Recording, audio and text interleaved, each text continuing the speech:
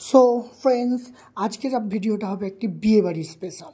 So এই বিয়েবাড়িতে ঢুকেই প্রথমে ভেতরে ডেকোরেশনটা দেখতে দেখতেন, কোণে দর্শন করে নাও, এই হচ্ছে বিয়ের কোণে আজকে। তারপরে যেটা দেখাবো সেটা হচ্ছে অবাক করা কাণ্ড, যেটা বিয়েবাড়ি না দুর্গাপুজো আপনি ধরতে পারবেন না। সারা রাস্তা জুড়ে ছিল চন্দননগরের লাইটিং, স্পেশাল চন্দননগরের লাইটিং ছিল।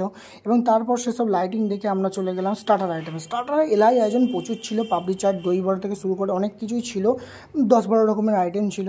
এবং সেখান থেকে আমি একটু দিয়ে নিলাম 4 পিস রেশমি কাবাব। যাই হোক, চাটনিটা পাইনি। যাই হোক, রেশমি কাবাবটা খাওয়ার পরে আমি একটু কাপ প্লেটে কফি দেওয়া হচ্ছে, তো একটা ব্যাপারই আলাদা, 1 কাপ কফি নিয়ে নিলাম। কফি নিয়ে চলে যাচ্ছিলাম মেন কোর্সের দিকে। মেন কোর্সে ঢোকার ডেকোরেশনটা দেখুন অসাধারণ করেছিল। এবং সেখানে ঢুকতে ঢুকতে এত ভিড় কী বলবো আপনাদের।